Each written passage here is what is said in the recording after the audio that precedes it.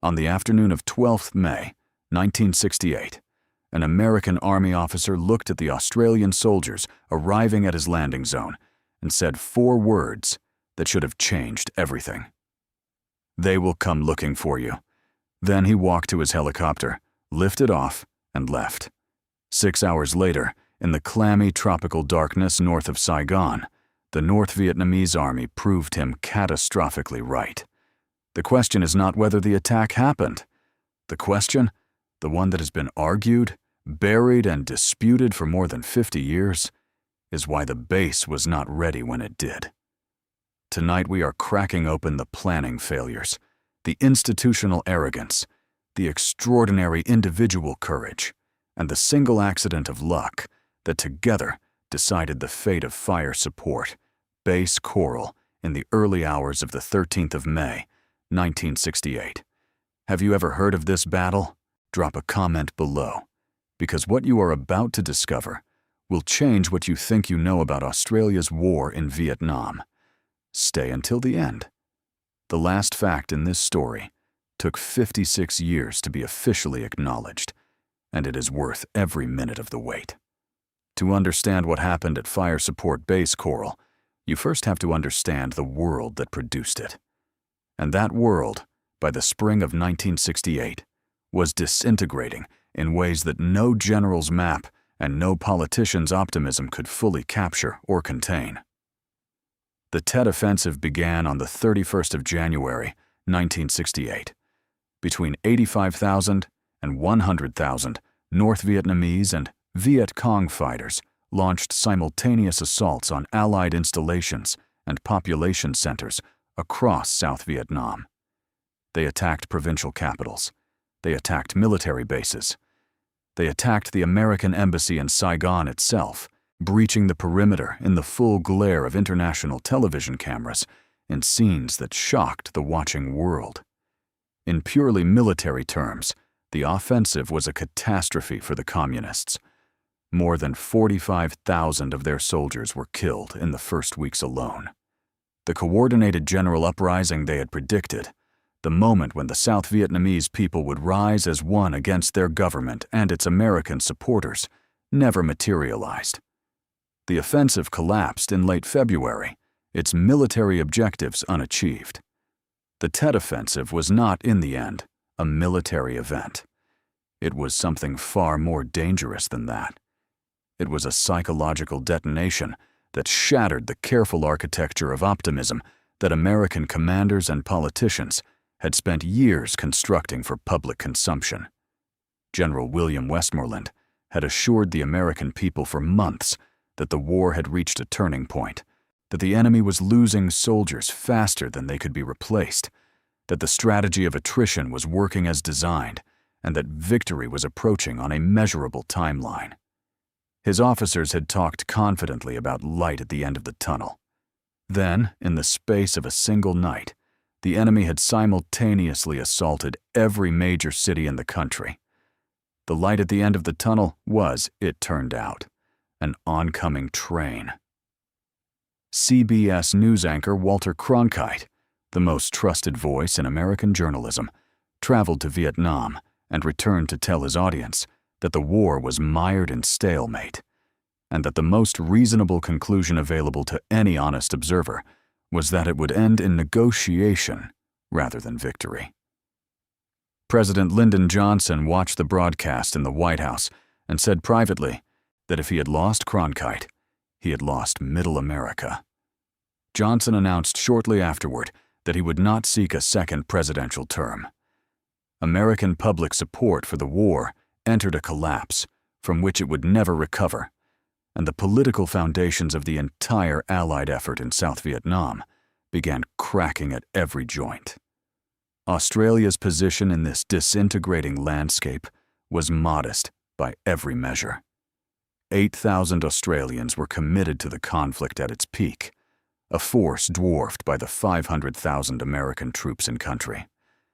Prime Minister John Gorton had already declared publicly that Australia would not increase its military commitment beyond that level, drawing a line that reflected both domestic political reality and a growing uncertainty in Canberra about whether the United States had the will to see the war through. The Australians operated largely within their own designated area of operations in Bien Hoa Province, pursuing a counterinsurgency campaign that was philosophically distinct from the American strategy of large-scale attrition and search-and-destroy operations. Where the Americans counted bodies and called in airstrikes and measured progress in kill ratios, the Australians patrolled methodically, ambushed supply lines, and worked to deny the enemy freedom of movement through sustained presence in the provincial countryside. The two approaches produced ongoing friction between allies, who were nominally fighting the same war toward the same objectives, but who held fundamentally different ideas about how that war should be conducted. Despite the devastation the Tet Offensive had inflicted on its own forces, Hanoi moved quickly to reconstitute its fighting strength. Defense Minister General Vo Nguyen Giap replaced the shattered Viet Cong units with North Vietnamese Army regulars. By early May of 1968, 15,000 North Vietnamese Army soldiers were serving in Viet Cong units across the South. The machinery of the communist offensive, bled almost white in the Tet fighting, had been replenished and redirected. On the 5th of May, it struck again. The May Offensive, which Western military historians would later sometimes call the Mini-Tet, hit 119 provincial and district capitals, military installations, and major cities across South Vietnam in a single coordinated wave of attacks. Saigon itself was penetrated for a second time. As many as 5 of the 13 attacking battalions broke through the capital's outer defenses, plunging the city into chaos and killing hundreds of civilians in house-to-house fighting that lasted for days. The fighting across the country lasted 8 days in total. 652 American soldiers were killed in just over 1 week, making it the most costly 7 days of the entire war for the United States. 2,225 more were wounded. When the May Offensive finally collapsed under the weight of Allied firepower and reinforcement, the North Vietnamese and Viet Cong forces that had penetrated Saigon were withdrawing north, bleeding and battered, using the infiltration routes that ran through the dense terrain north of Bien Hoa City. The question for Allied command became straightforward and urgent. Could those withdrawal routes be blocked before the enemy reconstituted its strength for a third wave of attacks? The timing of the May Offensive had not been accidental. Formal peace negotiations between the United States and North Vietnam were scheduled to open in Paris on the 13th of May, 1968. Hanoi wanted the world watching Saigon burn when the diplomats sat down to talk, wanted to negotiate from a position of demonstrated military capability rather than obvious defeat. What the communists could not afford was for the forces withdrawing from Saigon to be destroyed in the open, while the eyes of the international community were fixed on a French conference table. It was this calculation, and the Allied response to it, that would bring the Australians to Bien Hoa Province and to the piece of ground that would become Fire Support Base Coral. On the 12th of May, the 1st Australian Task Force received orders to redeploy from its familiar operating ground in Bien Hoa Province. 2 infantry battalions, the 1st Battalion and the 3rd Battalion of the Royal Australian Regiment, along with their artillery, cavalry, engineer, and aviation supporting elements, were to establish a fire support base in an area the Americans called the Catcher's Mitt. The name was geometric rather than reassuring. It described the terrain north of Bien Hoa as a bowl that naturally channeled enemy movement into predictable routes, making it a logical point of interdiction for forces moving north from Saigon. What the name did not convey, and what nobody in the planning chain had fully determined, was the corollary reality. A force positioned inside the Mitt was also, if the enemy was present in strength and chose to fight rather than flee, potentially inside a trap from which extraction would be neither quick nor cheap. Overall command of Australian forces in Vietnam rested with Major General Arthur MacDonald, who had arrived in country on the 26th of January, 1968, and had been present through the full duration and aftermath of the Tet Offensive. Below him, commanding the 1st Australian Task Force directly, was Brigadier Ronald Hughes, a veteran of the Second World War, where he had served in New Guinea and Borneo, and of the Korean War, where he had commanded 3 RAR during the static phase of that conflict. Hughes had taken command of the task force on the 20th of October, 1967, and had led it through the grinding attritional fighting of Operation Coburg during the Tet months, where 17 Australians had been killed and 61 wounded. He was a professional of the old school, methodical and experienced. He was also operating within an intelligence picture that was, at the moment it mattered most, dangerously and fatally incomplete. MacDonald had concluded that the task force would be better employed against the withdrawing North Vietnamese forces than in continuing local pacification operations within Bien Hoa Province. Following a formal request from the American 2nd Field Force commander, Lieutenant General Frederick Wyand, the decision was confirmed. The area of operations was designated AO Surfers, with 3 subordinate areas named, with characteristic Australian informality, for famous beaches near Sydney: Bondi in the south, Manly to the west, Newport in the north.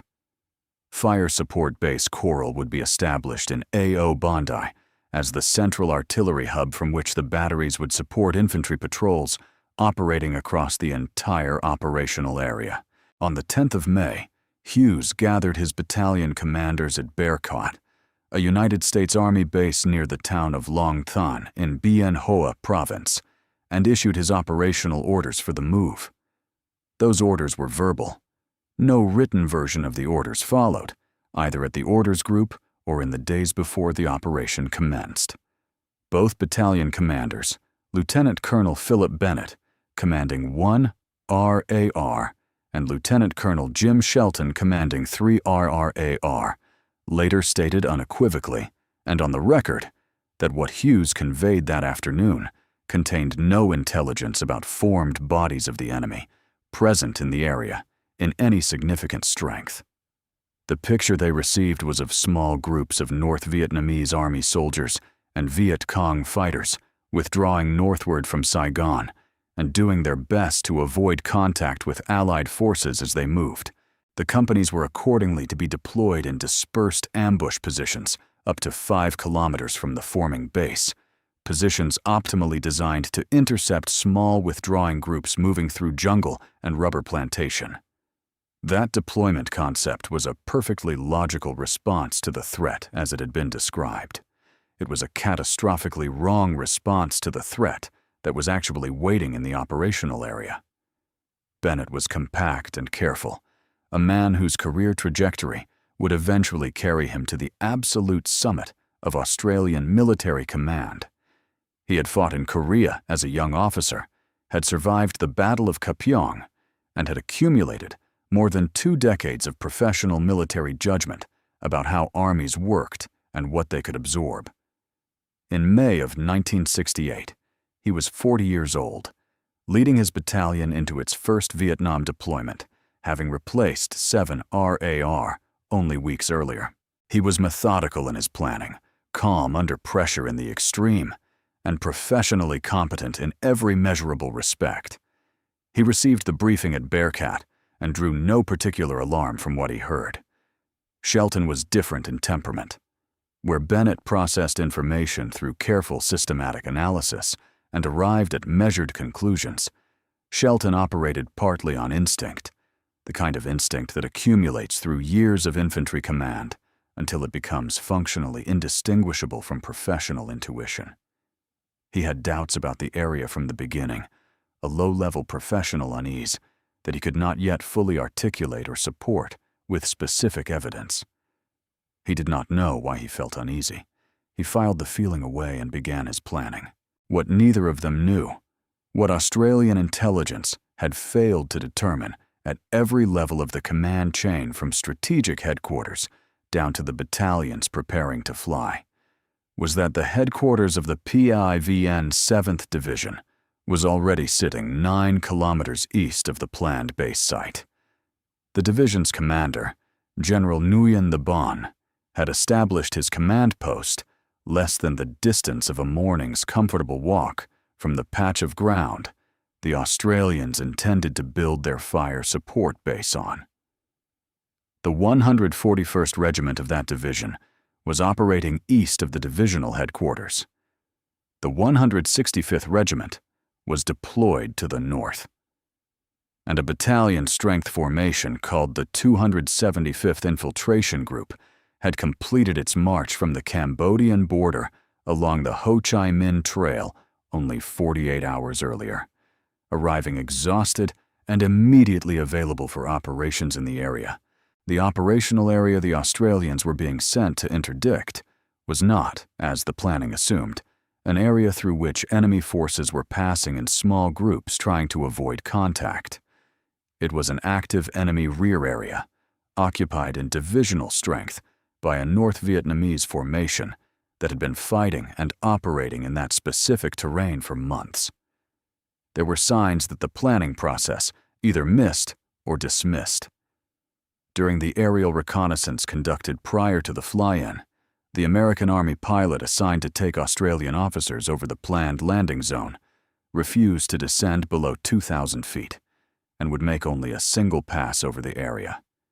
His stated assessment was that the ground fire risk was too great to justify a lower or repeated approach. That judgment, a pilot's professional reading of danger from 2,000 feet, should have registered as a significant warning signal in the planning process. It was noted and then essentially set aside. 2 days before the fly-in, units of the United States 1st Infantry Division had been in heavy contact with North Vietnamese Army forces 3 kilometers west of the planned Australian landing area. Detailed intelligence reports of divisional and regimental strength North Vietnamese formations operating in the operational area had been received at senior command levels. Those reports did not make their way down to the battalion commanders and the soldiers who were about to fly into the middle of those formations. And there was one additional absence of particular significance.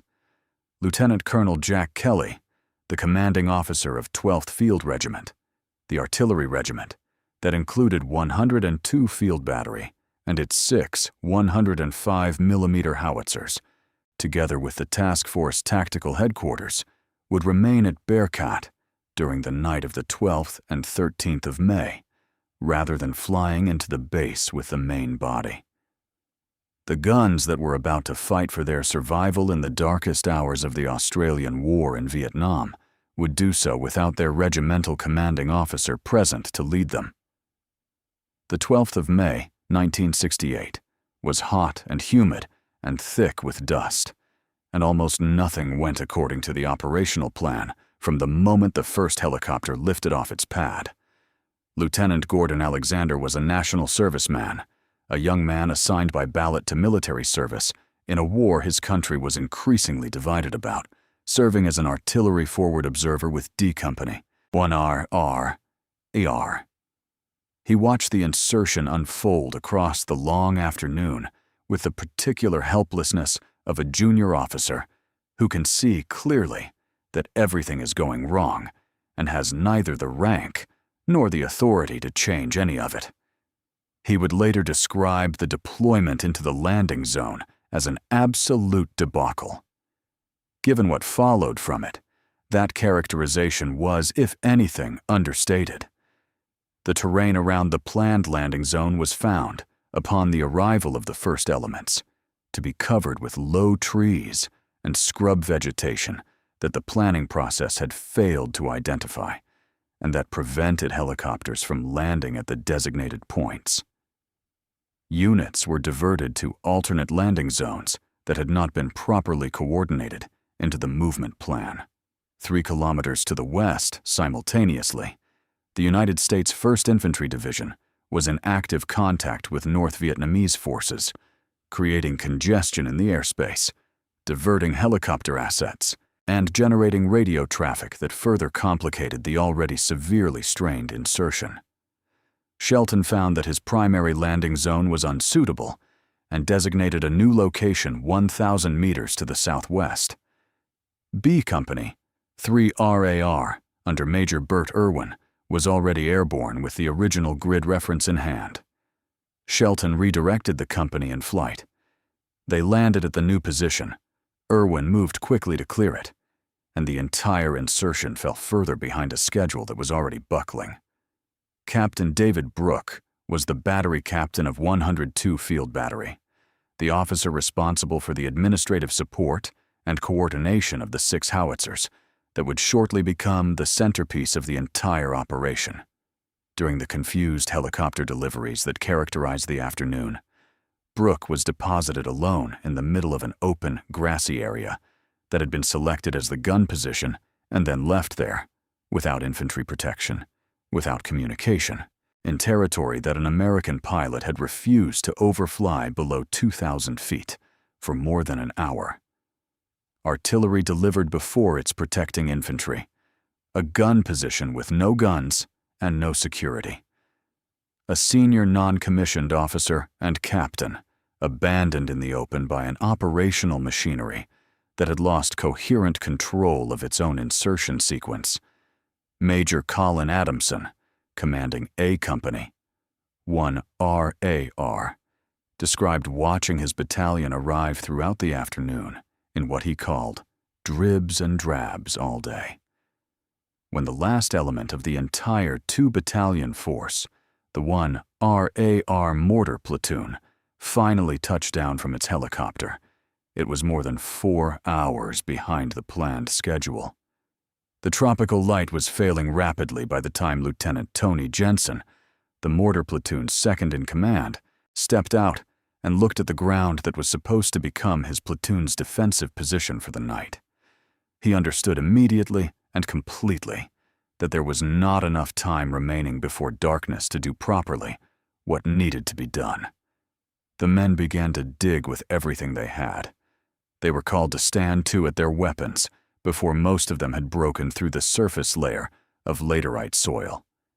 By the time full darkness fell across FSB Coral on the evening of 12th May, 1968, the 2 battalions and all their supporting elements were scattered across the ground in 4 roughly connected defensive groups rather than organized into a coherent, all-round defensive position with coordinated fields of fire and mutual support arrangements. There was no overhead cover on any of the command posts or weapon pits.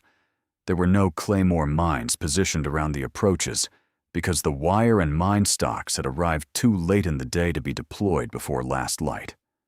The New Zealand 161 battery, with its own howitzers positioned more than 1 kilometer from the main position, was not directly integrated into the base defensive plan. At the gun line of 102 Field Battery, the shell scrapes that the gunners had managed to excavate during the brief period between arrival and stand, to ranged in depth from a reasonable 1.5 meters in the positions that had arrived earliest to, in several locations around the mortar platoon that had arrived last, a depth of 15 centimeters. 15 centimeters of earth between a soldier and whatever the night was about to bring. Shelton made a decision that no written order required of him. On the basis of professional instinct, sharpened into near certainty by what he had observed of the ground and the situation, he was convinced that the enemy would attack before dawn. He ordered his men to keep digging through the failing light. Brooke made the gunners of 102 Battery do the same, pushing their excavation further into the last minutes of usable daylight. The extra depth those men managed to achieve before darkness made it impossible to see the ground would prove, before the morning came, to have been the difference between life and death for specific individuals in specific positions. Before the light went entirely, Bennett conducted one final exchange with 102 Battery, that would later reveal itself as the most consequential professional conversation of the entire operation. He was uneasy about the gaps in the defensive arc, places where the dispersed infantry companies that had been sent to their ambush positions could not provide direct fire support across the full front that the base needed to defend. He asked whether the battery could handle 2 final preventative fire tasks, a standard precautionary measure that meant laying specific guns on the most likely enemy approaches, loading them with ready rounds, and preparing them for immediate fire if needed through the night. The battery confirmed it could accommodate both tasks. Guns 1, 2, and 3 were laid to the east, covering the most obvious approach from that direction. Guns 4, 5, and 6 were laid to the north. It was routine professional caution, the kind of precaution that any experienced artillery officer would take as a matter of standard procedure when the defensive position was incomplete.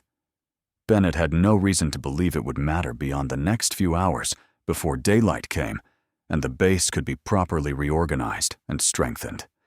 He noted it and moved on to other concerns. At dusk, the rain arrived, heavy tropical rain that filled every shell scrape with water and turned the laterite soil to mud within minutes. As Bombardier Andy Forsdyke of 102 Battery recorded in his personal account of the night, all shell scrapes filled with water and mud got over everything, later causing numerous weapons to jam at the worst possible moment. The rain drummed on canvas that had no overhead protection, pooled in the bottoms of weapon pits, soaked ammunition, clothing, and equipment, and reduced visibility around the perimeter to near zero. It also covered sound. As the rifle companies moved into their night harbor and ambush positions at last light, there were sporadic contacts with small groups moving in the darkness, brief and inconclusive exchanges that produced no significant result. The Australians logged them in their radio reports and moved on. Later, with the full and terrible knowledge of what the night contained, they would understand that those contacts were not chance encounters with lost enemy stragglers trying to avoid detection. They were North Vietnamese Army reconnaissance soldiers, conducting systematic last light probing of the base perimeter, identifying the positions and fields of fire of the Australian defensive elements by the return fire those elements produced, and marking with physical indicators the assault lanes through which the main attack would advance in the hours before dawn. At midnight, the machine gun sentry at the mortar platoon position opened fire on 3 enemy soldiers, observed at the outer edge of the position. Stand 2 was ordered across the base. Men came out of their water-filled scrapes, soaked and alert, and manned their weapons in the darkness. They searched the perimeter. Nothing followed the contact. After a measured interval, stand down was called. The duty sentries remained at their posts. Some of the other soldiers returned to their holes and tried to sleep. While the Australians lay in their 15-centimeter scrapes in the rain, a completely different quality of work was being conducted 9 kilometers to the east. General Nguyen the Bon had received the reconnaissance reports his observation parties had assembled during the long afternoon of the Australian helicopter fly-in, and what those reports gave him was not a tactical problem to be managed, but an opportunity that a professional soldier could not afford to ignore. The reports described an artillery battery whose howitzers were aligned facing east. They described a mortar line that had arrived on its landing zone after dark and had manifestly not had time to prepare its defensive position to any adequate standard. They described infantry rifle companies deployed in dispersed ambush positions up to 5 kilometers from the central base location, which meant there was no coherent infantry defensive screen between the gun line and any force approaching from the north. The picture was of a position that existed as a target before it existed as a base. The decision was made before the Australian insertion was even complete. The attack would go in that same night, before the Australians had any opportunity to consolidate and improve their position. Speed was everything. The enemy was vulnerable now, in the hours between arrival and readiness, and that window would not remain open beyond dawn. The objective of the assault was explicitly the artillery, the howitzers of 102 Field Battery, whose destruction or capture would simultaneously eliminate the base's fire support capability, remove protection from the dispersed infantry companies outside the perimeter, and represent a significant symbolic and practical victory. The axis of attack was selected with careful tactical logic. It would come from the northeast, specifically and deliberately because the guns faced east and howitzers facing east require significant time to traverse their barrels to engage targets approaching from the north. The force assembled for the assault was formidable by any measure. One full battalion of the 141st Regiment, a unit that had been operating and fighting in this specific region of Bien Hoa Province for months and knew the ground intimately, was assigned the primary assault mission. To it were added the soldiers of the 275th Infiltration Group and the 269th Infiltration Group, augmenting the assault to battalion-plus strength. The 275th had completed its march from the Cambodian border only 48 hours before being committed to the attack. Its soldiers had spent weeks on the Ho Chi Minh Trail under Allied air interdiction before that, marching with everything they needed on their backs through terrain that would have broken most conventional military formations. Now, after 2 days of rest, they were moving again. The operational tempo that the North Vietnamese Army maintained through this entire period of the war was an achievement that its opponents never fully appreciated in real time, and that history has not always adequately recognized. Under the cover of darkness and the noise of the tropical rain, the assault force conducted a forced march across the ground between their assembly area and the Australian perimeter. They moved with the kind of tactical discipline that comes from months of practice in exactly this kind of operation, closing the distance without disturbing the vegetation in patterns that would register on Australian sentries, without creating sound above the ambient noise of the rain and the jungle night. They halted 250 meters from the Australian perimeter wire that did not exist, dug lying-up positions in the soil, and organized themselves for the assault. Each subunit moved into its designated assault lane. The timing was coordinated. The objectives were understood by every element of the attacking force. At 2:25 in the morning of the 13th of May, 3 North Vietnamese reconnaissance soldiers from the assault force's forward party walked into a D Company, 1 RAR ambush position 1 kilometer from the base. One of the 3 was killed in the ensuing contact. The other 2 broke contact and ran, firing rocket-propelled grenades behind them as they withdrew. Those grenades killed 1 Australian soldier and wounded 11 more from a single platoon, producing the first Australian casualties of the battle. The 2 surviving reconnaissance men had also, in the act of running and firing, completed the final element of their mission. They were marking the last assault lane for the main force following behind them.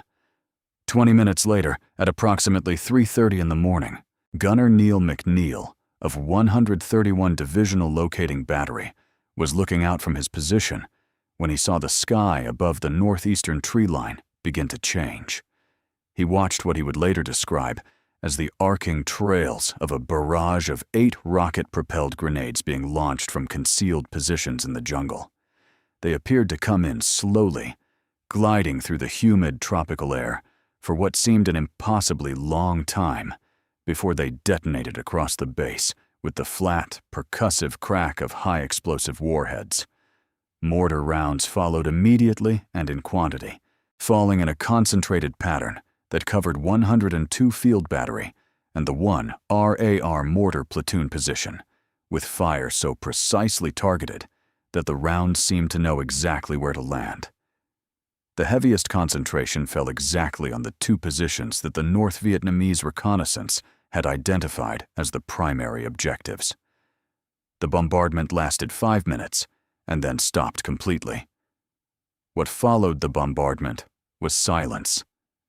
10 full minutes of silence, during which the men in the waterlogged shell scrapes waited for the next round and found instead that nothing came. That silence was, for many of the soldiers experiencing it, more frightening than the bombardment itself had been. Then signal flares arced above the tree line to the northeast, their colored light falling across the rubber trees and the churned ground of the base. And 2 full North Vietnamese companies rose out of the earth 250 meters away and ran toward the Australian position.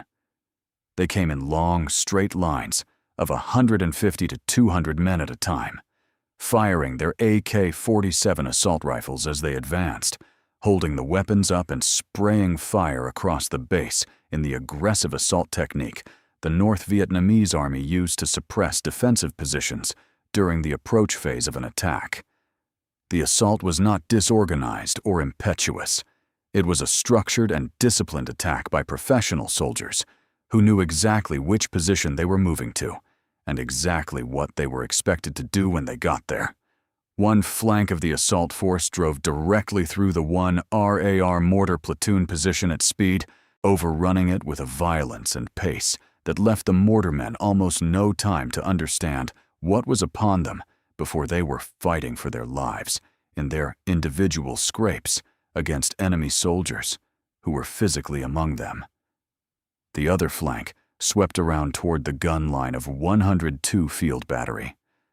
Forsdyke was lying in his designated forward protection position with his M60 machine gun team of 7 men 20 meters in front of the battery's gun line when the assault reached them. The North Vietnamese had crawled across open ground to within 1.2 meters of his position during the final approach phase.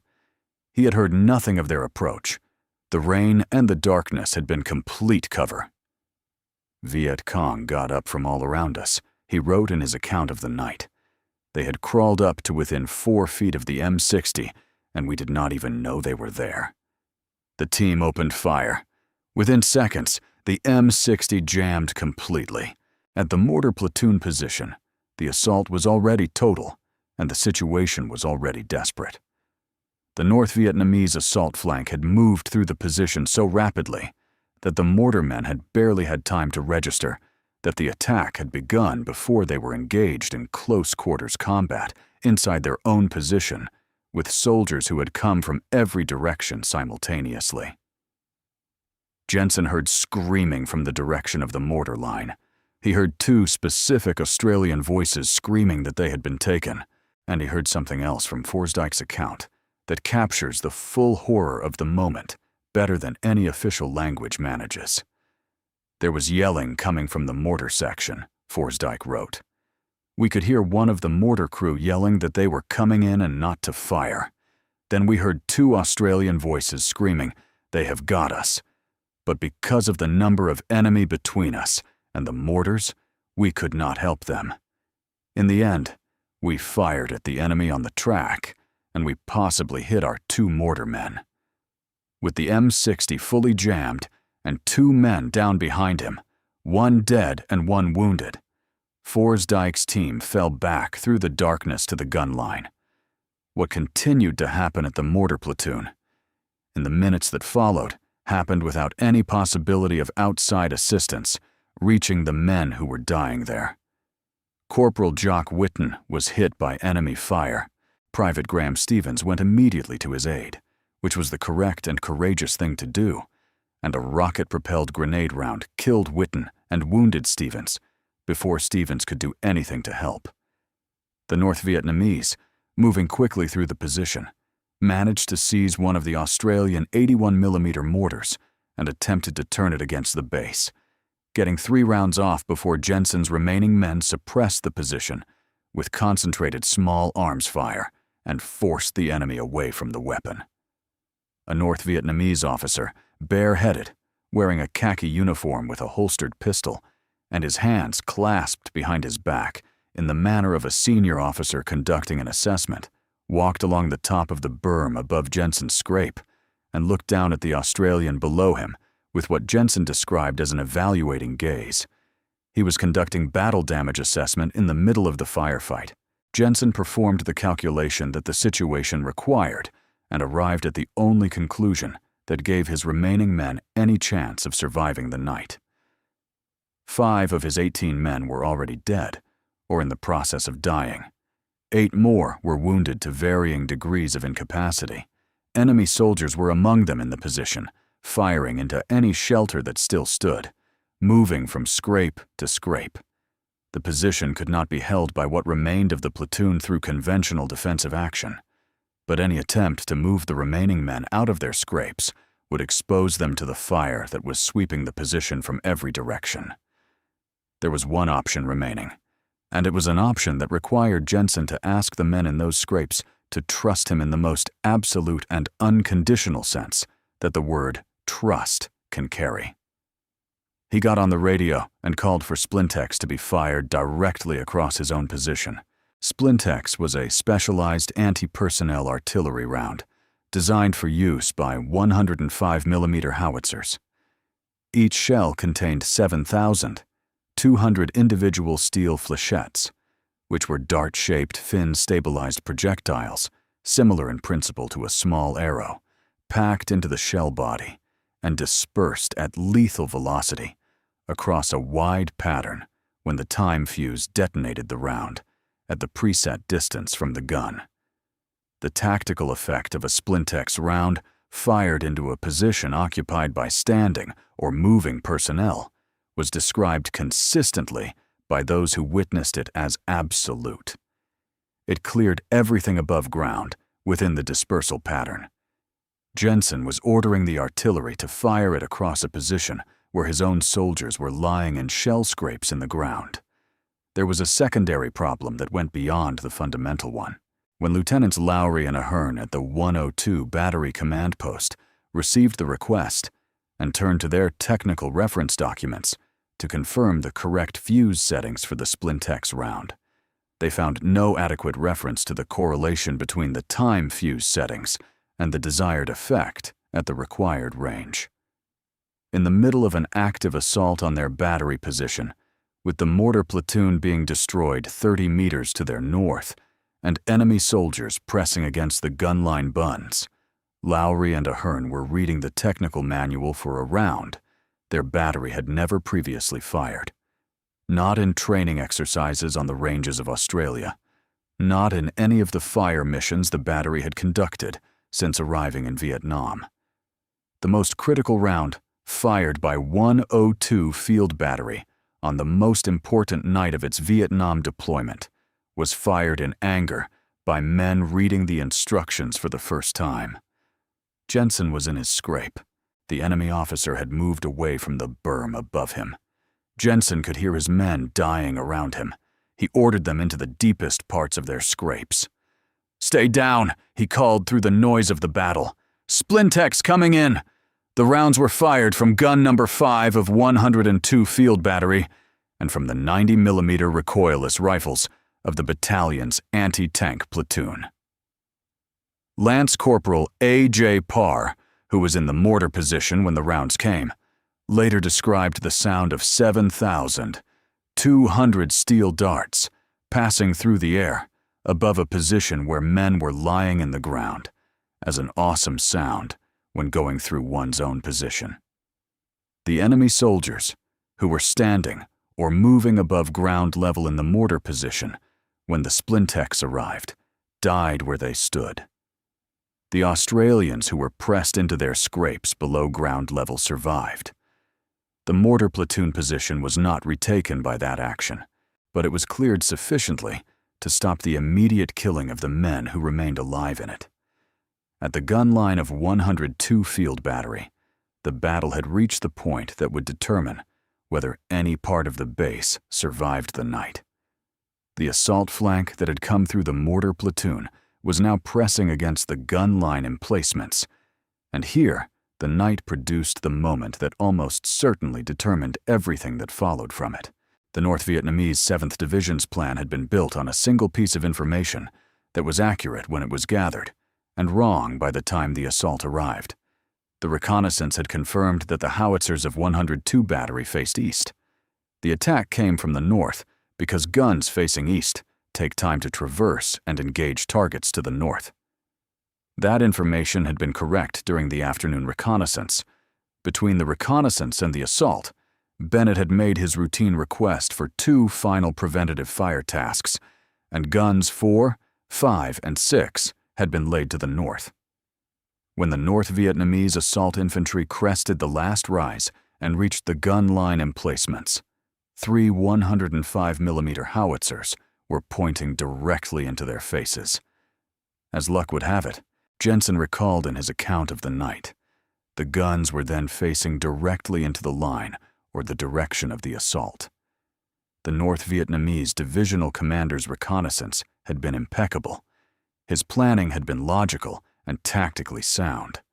His assault force had executed a professional forced march and infiltrated to within 250 meters of a defended position in rain and darkness without being detected by the defending force. Every element of the North Vietnamese operation had succeeded exactly as planned, right up to the moment the assault infantry ran into a wall of direct fire from weapons that a routine professional precaution, made 2 hours earlier without any particular expectation that it would be needed, had pointed directly at them. The enemy had designed their attack specifically to avoid engaging guns facing north. They were engaged by guns facing north. The gunners fired over open sights at point-blank range into the advancing lines.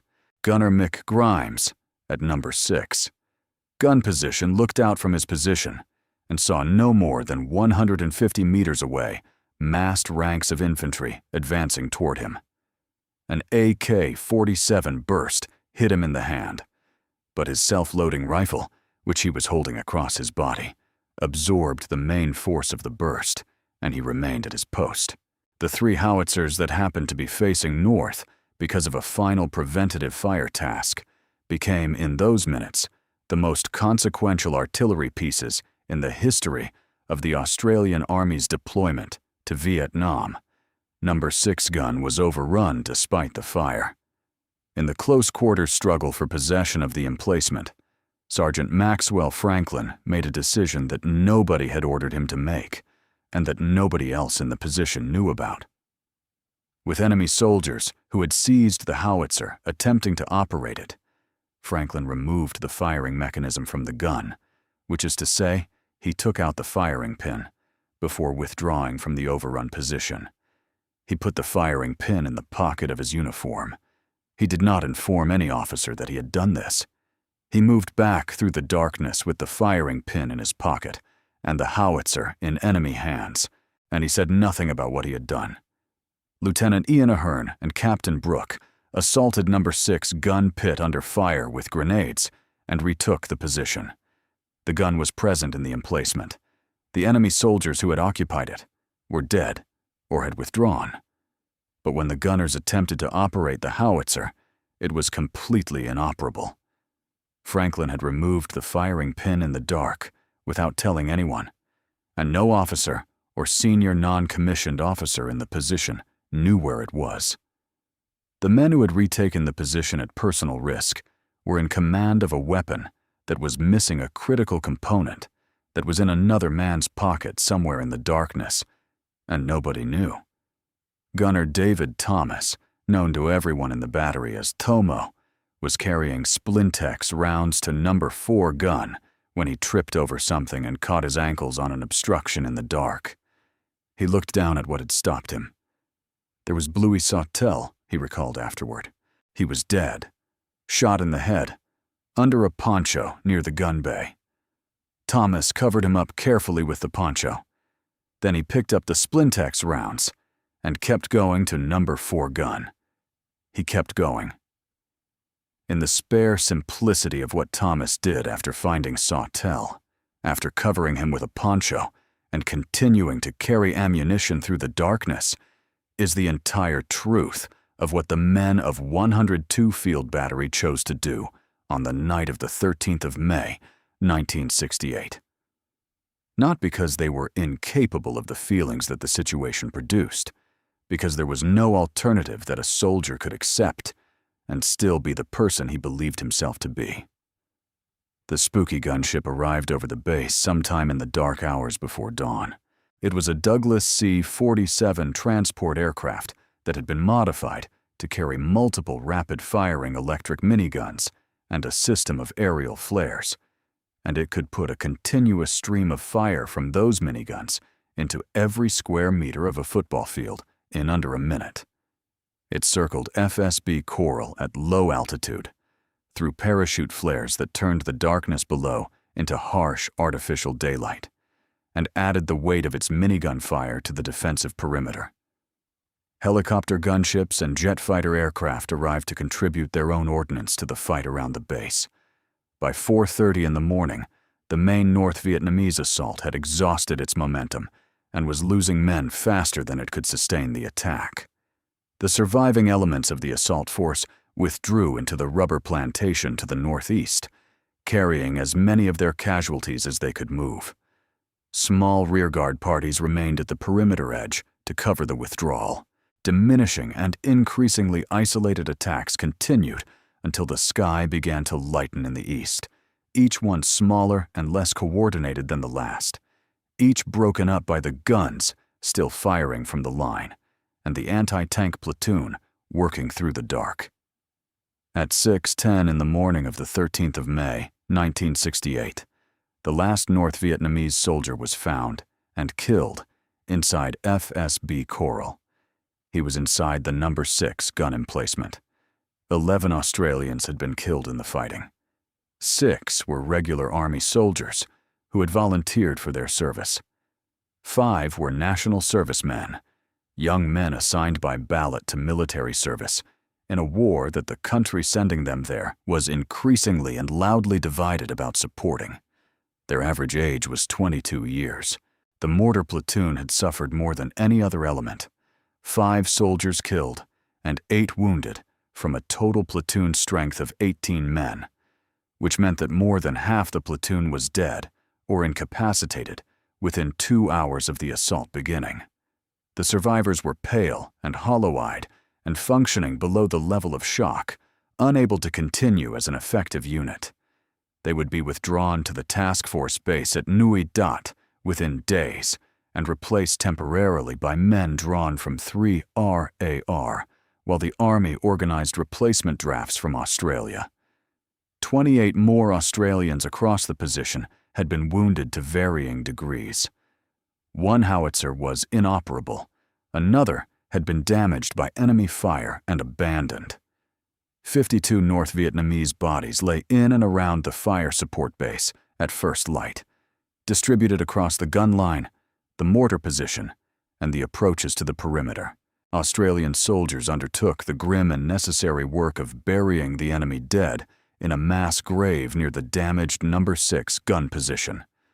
One North Vietnamese prisoner had been taken alive. Large quantities of weapons, ammunition, and equipment had been abandoned by the withdrawing assault force and were collected and catalogued through the morning. Bennett sent a formal message to all units involved in the defense of the base before the morning was fully advanced.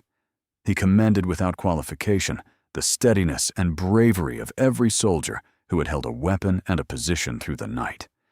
He stated that he believed an enemy battalion had been severely mauled in the assault, and that Australian losses had more than been accounted for by the damage inflicted on the attacking force. The message was professionally accurate in its assessment. It was also, as every man who had been in a shell scrape or a gun pit during the preceding hours understood with complete clarity, a considerable understatement of how close the position had come to ceasing to function as any kind of coherent fighting unit before the morning came. Radio Hanoi broadcast its assessment of the battle before the Australian casualty evacuation helicopters had completed their first lifts from the landing zone. Communist propaganda organs declared a significant victory for the 141st Regiment over the Australian forces in the fire support base. The Australians knew precisely what they had inflicted on the assault force and they knew that 52 enemy dead inside the wire was not a picture of victory for the side that left them there. But they also knew, the ones who had been in the positions, what the margin had been.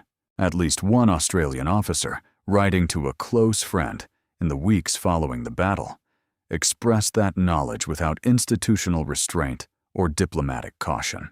"The true story of the first attack at Coral will never be told," he wrote, "because too many people's heads would roll." For sheer incompetence, he had never seen worse in his professional life. His letter survives in the documentary record. It has never been widely cited in the official accounts of the battle. The Paris peace talks opened in Paris on the 13th of May, 1968. The same morning, the Australians were counting their dead and wounded north of Tan Uyên and beginning the work of repairing and reinforcing a base that had survived its first night by a margin that nobody who experienced it was entirely comfortable examining too closely. The Communists had launched the May offensive specifically to arrive at those negotiations from a position of demonstrated military power rather than obvious defeat. In a conference hall in France, diplomats representing nations that had been killing each other's soldiers for more than a decade were sitting down to discuss terms. In the laterite soil of Bien Hoa Province, men who had spent the night firing into darkness were beginning to understand something about luck and institutional failure and individual courage that no official history would ever quite manage to capture in the language it preferred to use. Within 24 hours, the transformation of FSB Coral was thorough and deliberate. Armored personnel carriers arrived from A Squadron, 3rd Cavalry Regiment, providing mobile firepower and protected observation around the perimeter. The self-propelled 155mm howitzers of A Battery, 2nd Battalion 35th United States Artillery, reinforced the position with heavier indirect fire capability. Wire was deployed across the perimeter approaches. Claymore mines were positioned and armed. Engineers arrived and occupied almost 1/3 of the entire fighting perimeter, remaining there for the full 26 days of the operation. The position that the North Vietnamese had attacked in the early hours of the 13th was substantially different from the position they would encounter if they chose to attack again. They chose to attack again on the 16th of May. At 2:30 in the morning, a force estimated at 3 full North Vietnamese Army battalions struck the base. The base was ready. The armored personnel carriers were in coordinated positions. The rifle companies were properly organized and mutually supporting. The guns were oriented and protected. The wire and the claymores were in place. 4 hours of fighting followed, intense and costly, but conducted from a position of genuine defensive strength rather than organized improvisation. When the attack was broken off at dawn, 5 Australians had been killed and 19 more wounded. The same enemy, the same tactical approach, the same hours of darkness, and a radically different outcome. 11 dead on the 13th, 5 on the 16th. The arithmetic of what adequate preparation costs and what inadequate preparation costs was written in those 2 sets of numbers with a clarity that required no interpretation. The establishment of FSB Balmoral 4.5 kilometers to the north on the 24th and 25th of May demonstrated that the lesson had been absorbed at the operational level. Shelton sent his advance force in on foot with armored personnel carriers providing support rather than by helicopter insertion, choosing the control and deliberateness of a ground approach over the speed and chaos that the helicopter insertion had produced at Coral. 4 Centurion tanks from C Squadron, 1st Armored Regiment, joined the battalion group the following day, the first time in the Vietnam War that Australian armor and infantry had operated together in a genuinely combined arms tactical formation. The value of Centurion tanks in jungle warfare had been questioned by some officers and doubted by some infantry soldiers before Coral and Balmoral. That question was resolved at Balmoral and has not been seriously reopened since. At 3:45 in the morning of the 26th of May, the 165th Regiment of the PAVN 7th Division attacked Balmoral across open ground. The Centurion tanks fired canister rounds into the attacking infantry, steel rods bursting at a preset distance from the barrel in a pattern that swept the open ground the attackers were crossing. The assault was stopped at the wire. On the 28th, the 141st Regiment, which had conducted the attack on Coral on the first night, came against Balmoral. The attack was broken off after 30 minutes, defeated by the combined firepower of the tanks, the artillery, and the infantry that had learned from everything that had happened in the preceding 2 weeks. Among the North Vietnamese soldiers found dead at Balmoral after the fighting were boys of 16 and 17 years. Several appeared even younger. Hanoi had been conscripting 15-year-old boys into its combat units to replace the catastrophic manpower losses of the Tet offensive months. And those boys had been marched down the Ho Chi Minh Trail and committed to regimental assaults on defended positions in Bien Hoa Province, within weeks of being old enough to carry a weapon. They were buried in the red soil, far from home, in a war that had not consulted them about their participation in it, any more than the Australian national servicemen had been consulted about theirs. On the 6th of June, 1968, the 1st Australian Task Force withdrew from the operational area and returned to its base at Nui Dat in Phuoc Tuy Province, relieved by United States and South Vietnamese forces. 25 Australians had been killed across 26 days of fighting. More than 100 had been wounded. Australian estimates placed North Vietnamese casualties at between 267 and 327 killed, with 11 prisoners taken and hundreds of weapons recovered. The PAVN 7th Division had been forced to abandon its plans for further attacks on Saigon in the immediate term. The peace negotiations in Paris continued. What followed the battle was its own distinct and prolonged contest, conducted not with artillery and infantry, but with institutional memory, official language, and the slow machinery of military recognition. The official history of Australia's involvement in Southeast Asian conflicts was published in 2003, 35 years after the battle, by historians Ian McNeill and Ashley Ekins in the 8th volume of the official series. Almost immediately, veterans who had been present during the fighting took issue with specific elements of the account. Lieutenant Ian Ahern, who had been the gun position officer of 102 Field Battery on the night in question, who had read a technical manual under fire to determine the fuse settings for rounds his battery had never previously fired, and who had assaulted a captured gun pit with grenades and found a weapon with a missing firing pin, published a detailed research paper challenging the official history on multiple specific and documented points. The attack on the mortar platoon and the battery, he argued from his own direct experience and from the accounts of others present, was simultaneous rather than sequential, as the official account described. That distinction was not academic.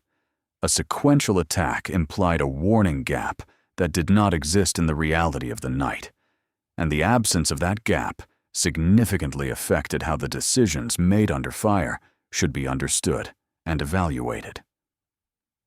In 1997, the 141st Regiment of the North Vietnamese Army published its own regimental history in Hanoi. The volume included a sketch map of the First Battle of Coral on the night of the 13th of May. In that sketch map, the Australian perimeter at FSB Coral was depicted surrounded by barbed wire on its northern, eastern, and southern faces.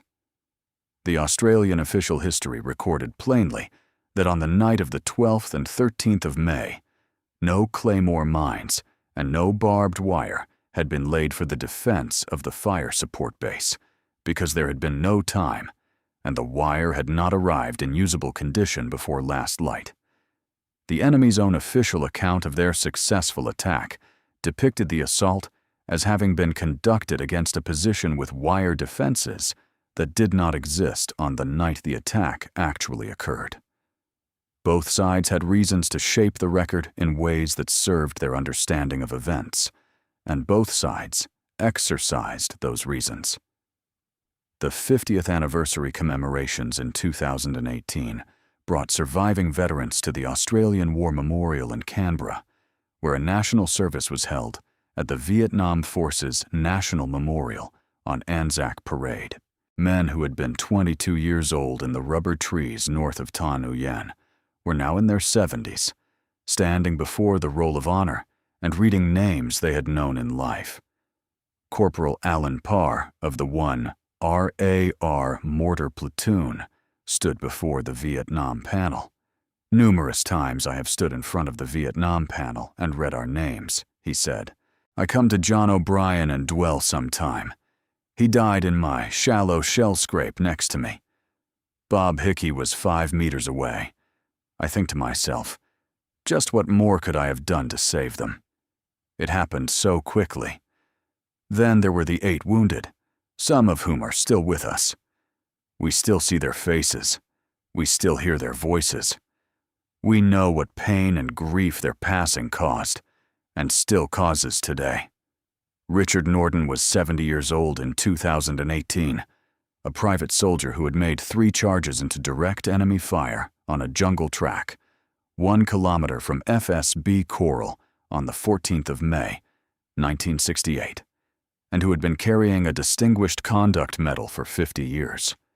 His platoon commander, Chris Ford, had been advocating for a review of that award for years, arguing consistently and in detail that what he had watched Norden do from his cutoff position exceeded the criteria that Distinguished Conduct Medals were designed to recognize. In 2020, Lieutenant Colonel George Hulse, who had fought at Coral and Balmoral as a 21-year-old lieutenant and had spent the following half-century carrying what he knew about those weeks in Bien Hoa Province, wrote formally to the Chief of the Australian Army, arguing that Norden's actions fulfilled every criterion established for the Victoria Cross for Australia. The Defence Honours and Awards Appeals Tribunal reviewed the case and agreed with that assessment. The recommendation moved through the formal processes of military recognition at the deliberate pace those processes maintain. On the 1st of November, 2024, King Charles III approved the upgrade of Richard Norden's Distinguished Conduct Medal to the Victoria Cross for Australia. The announcement was made at the Australian War Memorial on the 11th of November, 2024, Remembrance Day. The howitzer from No. 6 gun, the weapon that Sergeant Franklin had disabled by removing a single component in the darkness of the 13th of May, was in its display case in the gallery nearby. 56 years, 5 months, and 28 days had passed since Norden went forward 3 times into enemy fire and came back wounded from the 3rd because he had gone to bring someone home and was not returning without completing that. 56 years is longer, by a significant margin, than the entire duration of the Vietnam War from its beginning to its end. The man who made those 3 charges waited 3 times the length of the conflict he fought in for the recognition that his platoon commander says he deserved the morning it was earned. Return to the afternoon of the 12th of May, 1968, and to the American company commander standing at the landing zone. He looked at the Australians arriving with their batteries out of sequence and their mortar platoon 4 hours behind, and their guns facing east, and their wire not yet deployed, and their regimental headquarters remaining at Bearcat. And he said, the most accurate and most consequential sentence spoken by anyone in the entire operation. "You will not need to find Charlie. They will come looking for you." When they came, at 3:30 in the morning, with no wire and 15-centimeter shell scrapes, and 3 howitzers facing north because of a final preventative fire task that Bennett had requested without any particular expectation that it would determine the outcome of the night, the Australians held. Not because the plan had been good enough to deserve a successful outcome. Not because the intelligence had been adequate or communicated or acted upon. Not because the base had been ready in any meaningful sense of that word when the assault began. They held because Forsdyke fell back to the gun line when his machine gun jammed instead of dying in the position where he lay. Because Jensen called fire onto his own position, and every man in those scrapes chose to trust him.